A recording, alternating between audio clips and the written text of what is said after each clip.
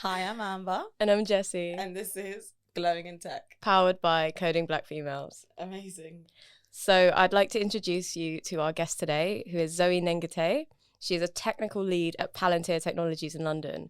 In the 2 years she's been there, Zoë has worked across private and public sectors, and she's experienced in delivering high-value solutions at scale and pace, as well as growing engineers on her team. Prior to this, Zoë graduated from the University of St Andrews, where she studied computer science and achieved a first-class honours degree. In addition, Zoë was awarded the Principal's Medal for her academic achievements and efforts to improve diversity and inclusion as a student representative. Zoë has also completed 2 software engineering internships at Morgan Stanley and Barclays. So Zoë, thank you so much for being on. I'm so excited to have you. Yeah, what an incredible set of achievements for such a short period of time. That's not even half of it. You didn't include the dean's list.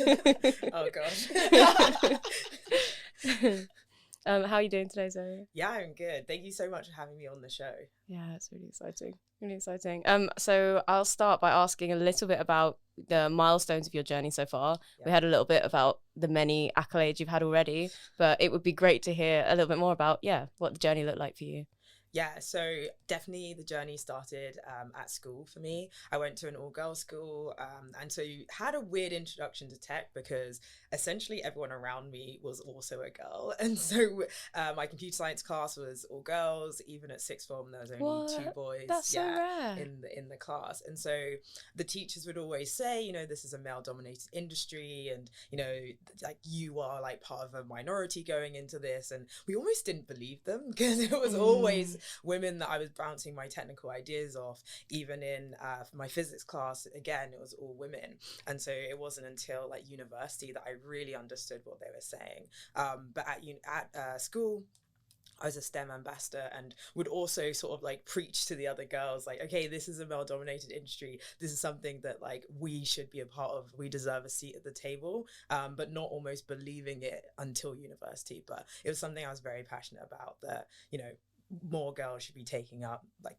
computer science, maths, and all these other science subjects as well. So that's where it really started for me, kind of being a STEM ambassador at school, but not really believing the message I was preaching until I went to university. I was like, oh yeah, we really need to get more women into this industry. So what did you get up to at university? Yeah, so at university was studying computer science. I also did 2 internships, as I mentioned, as you mentioned, at Morgan Stanley and Barclays in their like software engineering departments, and then also was a student representative. It's called the Member for Racial Equality, essentially looking at improving the diversity and inclusion at St Andrews. Wow. So what was your experience like in St Andrews? Because I understand you're coming from London to now Scotland. So how was that whole experience like for you, and how did you decide on University of St Andrews out of everything that you applied for? Yeah, so I'm from London, and essentially my search started as, well, I'm probably going to work in London, so I want to go to university outside of London. And then it just went oh, I guess St Andrews is really good for computer science.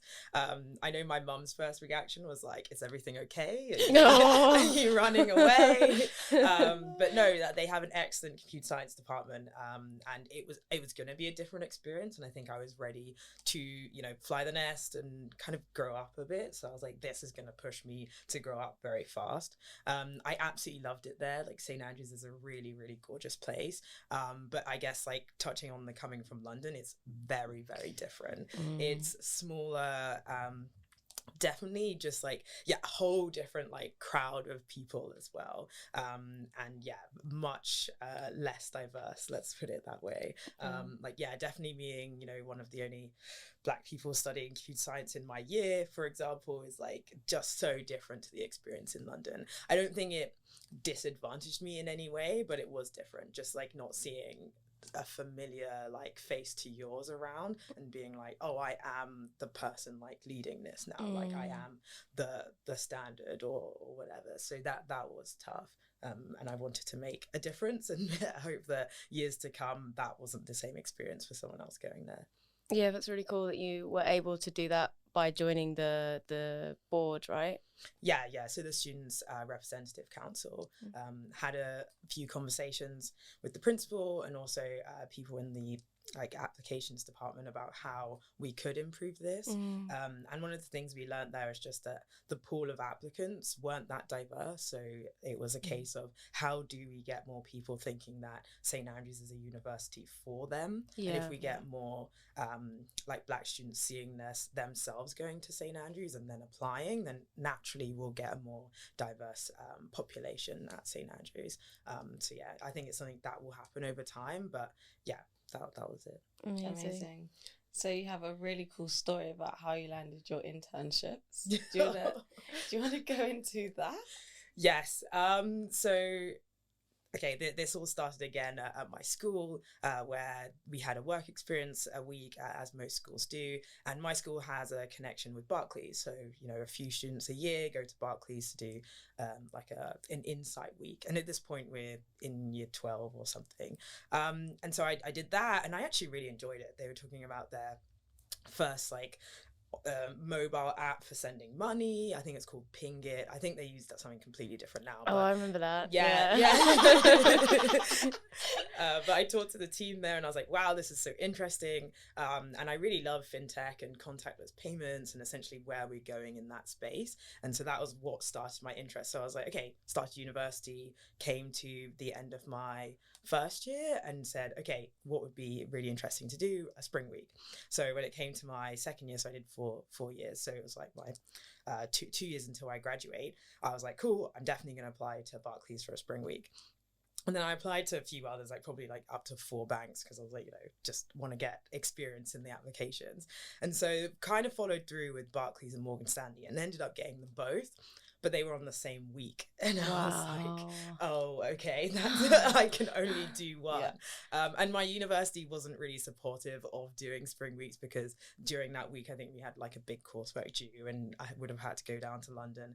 And so I took the Barclays spring week and told Morgan Stanley, hey, my university is being really strict about taking spring weeks.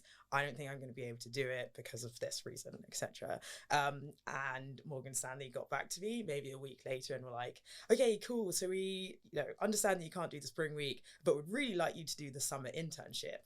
And I remember being on this call and I laughed and I said, do you mean the paid one in summer? Oh, wow. And this like poor recruiter on the other end is like, yes, I do mean that one. And so I had to do further interviews in order to get that. But then, yeah, I did.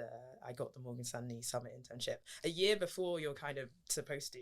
But I performed well in the interviews and they just really wanted me to have an experience there. So I was able to do that internship that summer and then did Barclays the next summer. That's incredible. Well done. You have a very cool story about that interview as well. Zoe is just a powerhouse. Can you tell us more about like the interview process and how that was for you and what you think made you stand out in that interview? Yeah, so I think in terms of standing out in an interview, one thing, so now I am an interviewer, I'm interviewing for my current company. I think trying to make a connection with the interviewer and actually getting them to not only see what your technical skills are, but also who you are as a person. Like the more of you can get in the interview, I think that really stands out. Also, especially if it's like an open-ended thing or a problem-solving question, you can really take charge of these interviews yourself and move them along like at your pace. And candidates that take control of the interview and really start to lead it themselves, I think that always like massively sets you apart. And yeah, just knowing a bit of, everyone says this, but knowing about the company, trying to find out like what your experience would be like there, and asking like, yeah, even a personal question to the interviewer of like, you know, what are you doing for the rest of today, or like what does your day look like compared to usual, and things like that. Like I think that sets you apart because usually it's a very standard question that people ask, but try to ask something really interesting and something you genuinely want to know. So yeah, I think that's a couple of things. That's a really good tip because people often struggle with like, you have so many nerves, you've prepared so well like technically for it, but how do you communicate your personality and also let people know that you are genuinely keen? And asking a question like that is like a fantastic way to show like, I do care and I really want to find out, how it would be to be there. So thanks. Yeah. Do you have a particular interesting question that someone's asked you that made you think, oh, that's a good question to ask?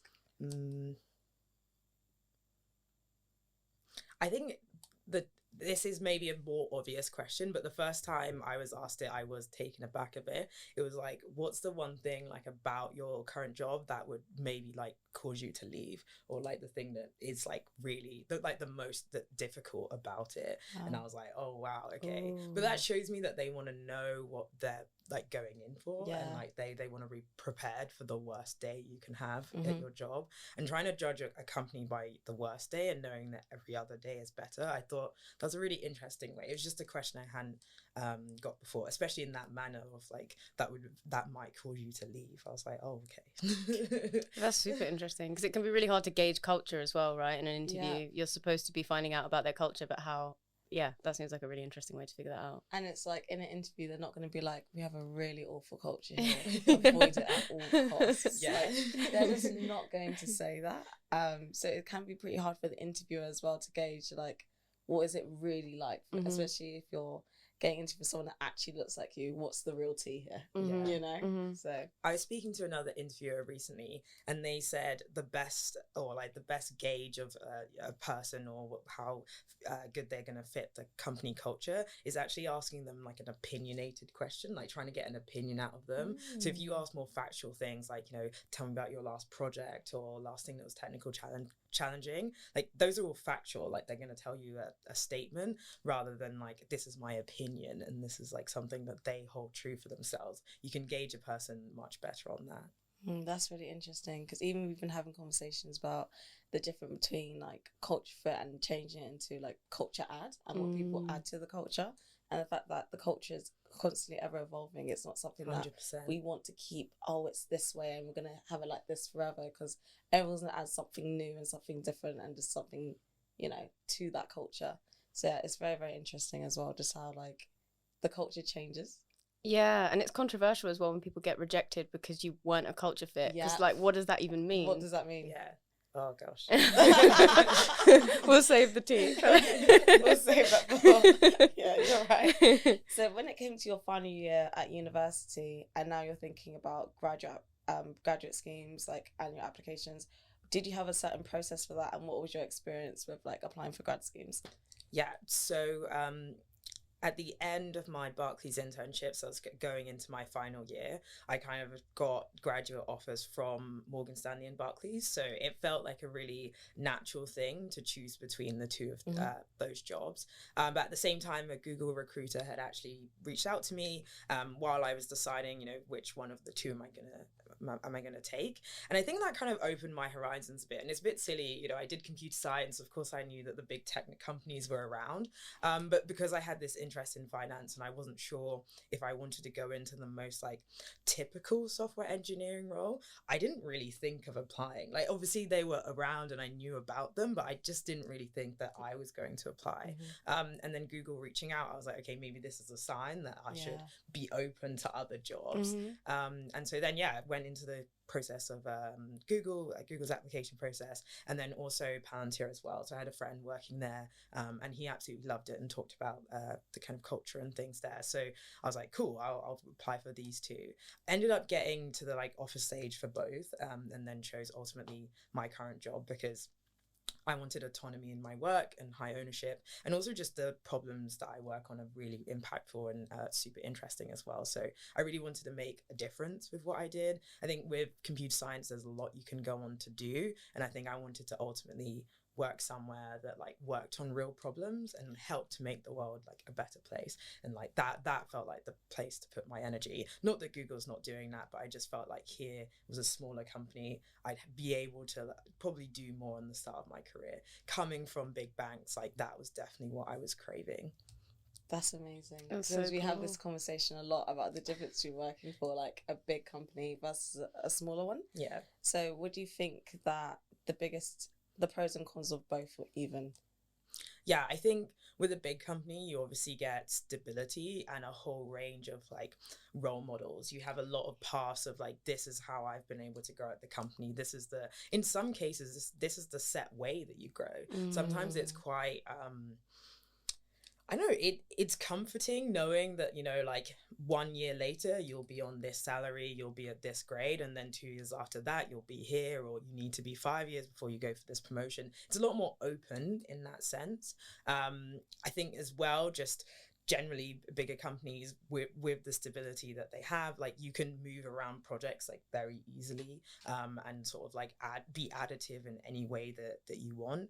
I think with smaller companies, the real difference is that ownership and also innovation. I think if you're a smaller company, you have less risk, so you can just try new things, and sort of, if you want to go and like work on this and it fails, and that's kind of fine, because you're all still trying to figure it out, and growth isn't this like completely linear thing. I think you can make your own growth path, whereas it's definitely more defined for big companies, and so it becomes then a personality thing. Like, do you want to seek your own growth path and have it be really undetermined and you figure that out, or do you want it to be, you know, I'm a L2 software engineer, and then next I'm going to be an L3, and that's just, you can still be very ambitious and climb that, but it's there, like you're climbing a defined frame, whereas this other one, sometimes it's hard to tell, was that a step up, was it a side step, it's unclear.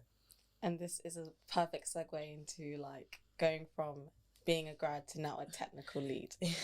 So can you please give us some insight into how you made that happen?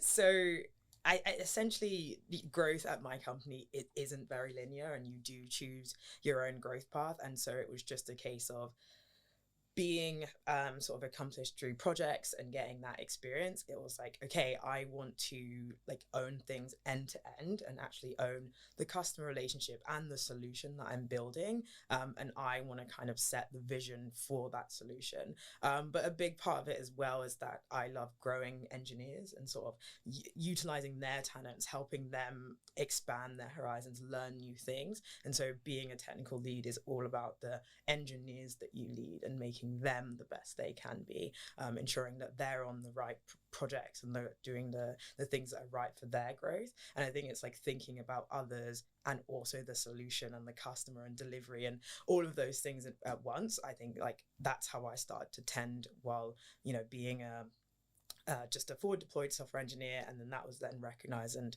I started being a technical lead on the projects that I'm doing now. But it was the people element mostly. That's so cool. It's really interesting that you've managed to kind of choose a path to nurture or go down so early on, because that tends to be like the division that happens after a few years. Are you going to go to be like the contributor route or the manager kind of tech leady route? And is that something that you think that you're enjoying, like, and you've made the right decision? Are you still able to contribute to the code base itself, or are you like purely working with people now and being the enabler in that way?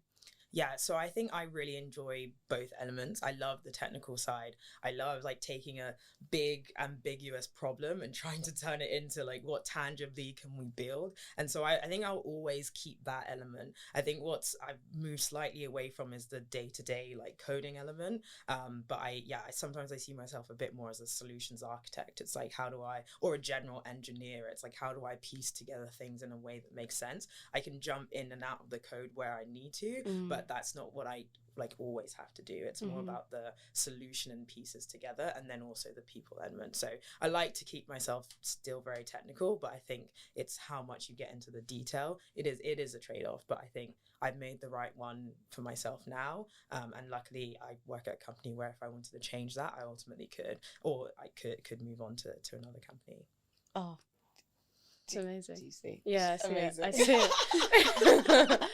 No, so one thing I definitely do want to know is, do you have any advice that you'd give to people who want to be promoted internally? Because now we're seeing more and more people advising people to leave their roles if they want to be promoted, and especially for like a significant pay increase. So we'd love to hear what advice you give to someone who actually wants to stay in the same company, but they just want like a more advanced role. Yeah. I think my advice is actually fairly simple, and something that someone gave me is make a note of everything that you have done, like every project that you have worked on and the outcome, if you can tie it to any like value or impact or personally what it did to the people around you. Or if someone says, oh, hey, that presentation that you did was really amazing, I thought that like everyone was really engaged, and someone gives you good feedback like that, try to get it in written form. Make sure you've sent it to your line manager. Keeping this book of the things that you have done makes it a lot easier to say, okay, I've done X, Y, Z, and I think I'm now ready for this role. Or if the role has a certain descriptor, you can then point, I've done this in that time. In, you know, August of 2020, I did this. And actually, like, I think when it comes to the promotion cycle or review season, you have like recency bias. So you forget, you know, what did I do 6 months ago? But if you have this list of all the things you've done, backed with people who can give you good references internally, and like deadlines and projects and tangible things, it's really hard to argue with a tangible thing. But definitely I would advise, like, have that conversation. And sometimes it can be quite awkward. Like, I'm quite British. It's like, oh, we're talking about money now. Oh no. But it's something that you have to like push yourself to do, and like your colleague will do it as well. Like everyone is doing it. So just start that conversation. Start with your line manager. Who's the best person to talk to about this? You know, I would like a compensation increase, and then go from there and have your book of facts to refer to. But I think that's the easiest way. And ultimately know when's a good time to leave. Like if you are being pigeonholed somewhere, or you feel like you're not progressing and you have tried internally, sometimes it's also worth like looking around, seeing what your market value is as well. But definitely push internally first, unless you're unhappy with your job. But I would suggest that. Thanks so much for listening to this week's Glowing in Tech. Join us next week as we talk to Zoe about her tech topic in 10, data engineering, and her controversial take, meritocracy in the hiring process. This mistrust has led to fear-mongering about big data and the algorithms. And I think we've kind of forgotten that data engineering can and should be used for good. Organizations being able to unlock the power of their data enables them to do their jobs better and essentially make data-driven decisions, which in some cases, you know, can save lives. So let's break down, we just hire the best people for the job. I think what they really mean is that they will hire the best people they can find, or the best people that from who have applied. If your applicant pool is only students from the top 10 universities, you've already self-selected what you think indicates the best candidate, not who is in fact the best candidate.